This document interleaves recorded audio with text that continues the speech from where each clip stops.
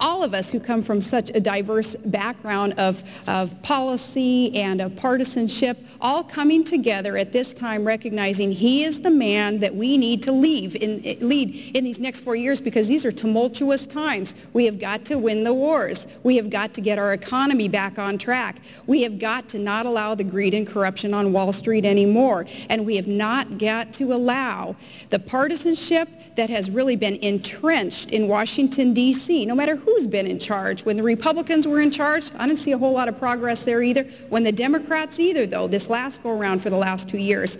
Change is coming, and John McCain is the leader of that reform. I'll be very brief. Can I respond to that? Look, Please. The maverick, let's talk about the maverick John McCain is. And again, I love him. He's been a maverick on some issues, but he has been no maverick on the things that matter to people's lives. He voted 4 out of 5 times for George Bush's budget, which put us $500 billion in debt this year and over $3 trillion in debt since he's got there. He has not been a maverick in providing health care for people. He voted against including another 3.6 million children in coverage of the existing health care plan when he voted in the United States Senate. He's not been a maverick when it comes to education. He has not supported tax cuts and significant changes for people being able to send their kids to college. He's not been a maverick on the war. He's not been a maverick on virtually anything that generally affects the things that people really talk about around their kitchen table.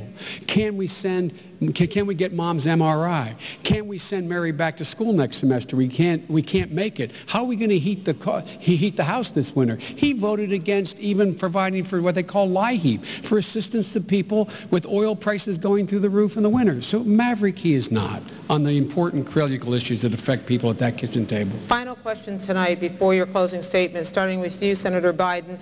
Can you think of a single issue, and this is to cast light for people who are just trying to get to know you in your final debate, your only debate of this year. Can you think of a single issue, policy issue, in which you were forced to change a long-held view in order to accommodate changed circumstances? Yeah, I can. When I got to the United States Senate and went on the Judiciary Committee as a young lawyer, I was of the view and have been trained to the view that the only thing that mattered was whether or not a nominee appointed, suggested by the president, had a judicial temperament, had not committed a crime of moral turpitude, and had been a good student. And it didn't take me long. It was hard to change, but it didn't take me long. But it took about 5 years for me to realize that the ideology of that judge makes a big difference. That's why I led the fight against Judge Bork. Had he been in the court, I suspect there would be a lot of changes that I don't like and the American people wouldn't like, including everything from Roe v. Wade to issues relating to civil rights and civil liberties. And so that was one of the intellectual changes that took place in my career as I got a close look at it. And that's why I was the first chairman of the Judiciary Committee to forthrightly state that it matters what your judicial philosophy is. The American people have a right to understand it and to know it. But I did change on that, and I'm glad I did. Governor. There have been times where, as mayor and governor, we have passed budgets that I did not veto, and that, I think, could be considered as something that I quasi-caved in, if you will, but knowing that it was the right thing to do in order to progress the agenda for that year and to work with the legislative body, that body that actually holds the purse strings. So there were times when I wanted to zero-base budget and to cut taxes even more, and I didn't have enough support in order to accomplish that. But on the major principal things, no, there hasn't been something that I've had to compromise on, because we've always seemed to find a way to work together. Up there in Alaska, what we have done is, with bipartisan efforts, is work together, and again, not caring who gets the credit for what as we accomplish things up there. And that's been just a part of the operation that I've wanted to participate in, and that's what we're going to do in Washington, D.C. also. Bringing both sides together. John McCain is known for doing that also, in order to get the work done for the American people. Let's come full circle.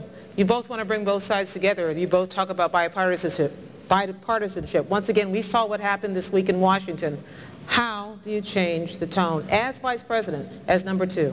Well, again, I believe John McCain were he here, this is a dangerous thing to say in the middle of an election, but he would acknowledge what I'm about to say. I have been able to work across the aisle on some of those controversial issues and change my party's mind as well as Republicans, because I learned a lesson from Mike Mansfield. Mike Mansfield, the former leader of the Senate, said to me one day, I made a criticism of Jesse Helms. He said, what would you do if I told you Jesse Helms and Dot Helms had adopted a child who had braces and was in real need? I said, I'd feel like a jerk. He said, Joe, understand one thing. Everyone's sent here for a reason because there's something in them their folks like. Don't question their motive. I have never, since that moment in my first year, questioned the motive of another member of the Congress or Senate with whom I've disagreed. I've questioned their judgment. I think that's why I have the respect I have and been able to work as well as I've been able to have work in the United States Senate. That's the fundamental change Barack Obama and I will bring to this party, not questioning other people's motives. Governor. You do what I did as governor, and you appoint people regardless of party affiliation, Democrats, independents, Republicans. You walk the walk. You don't just talk the talk. And even in my own family, it's a very diverse family, and we have folks of all political persuasion in there also. So I've grown up just knowing that, you know, at the end of the day, as long as we're all working together for the greater good, it's going to be okay. But the policies and the proposals have got to speak for themselves also. And again, voters on November 4th are going to have that choice to either support a ticket that supports policies that create jobs. You do that by lowering taxes on American workers and on our businesses, and you build up infrastructure, and you rein in government spending, and you make our nation energy independent. Or you support a ticket that supports policies that will kill jobs by increasing taxes, and that's what the track record shows, is a desire to increase taxes, increase spending, $1 trillion spending proposal that's on the table. That's going to hurt our country, and saying no to energy independence. Clear choices on November 4th. Governor Palin, you get the chance to make the first closing statement. Well, again, Gwen, I do want to thank you and the commission. This is such an honor for me, and I appreciate, too, Senator Biden, getting to meet you finally also and getting to debate with you, and I would like more opportunity for this. I like being able to answer these tough questions without the filter even of the mainstream media kind of telling viewers what they've just heard. I'd rather be able to just speak to the American people like we just did, and it's so important that the American people know of the choices that they have on November 4th. I want to assure you that John McCain and I, we're going to fight for America. We're going to fight for the middle class, average, everyday American family like mine. I've been there. I know what the hurts are. I know what the challenges are. And thank God I know what the joys are, too, of living in America. We are so blessed. And I've always been proud to be an American. And so has John McCain. We have to fight for our freedoms also, economic and our national security freedoms. It was Ronald Reagan who said that freedom is always just one generation away from extinction. We don't pass it to our children in the bloodstream.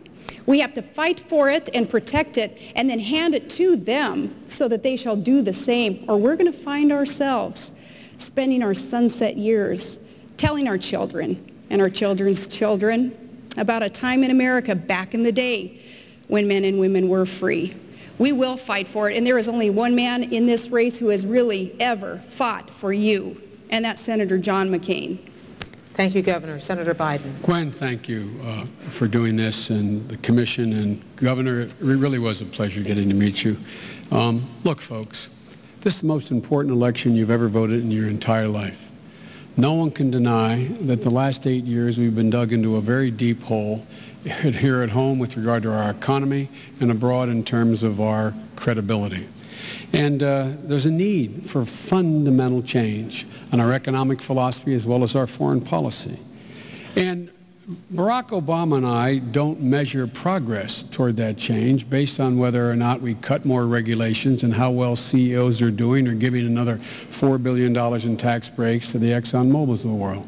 We measure progress in America based on whether or not someone can pay their mortgage, whether or not they can send their kid to college, whether or not they're able to, when they send their child like we have abroad, or I'm about to abroad, and John has as well, I might add, to fight, that they're the best equipped and they have everything they need. And when they come home, they're guaranteed that they have the best health care and the best education possible.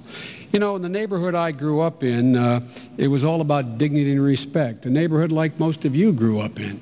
And in that neighborhood, there was filled with women and men, mothers and fathers who taught their children if they believed in themselves, if they were honest, if they worked hard, if they loved their country, they could accomplish anything. We believed it, and we did. That's why Barack Obama and I are running, to reestablish that certitude in our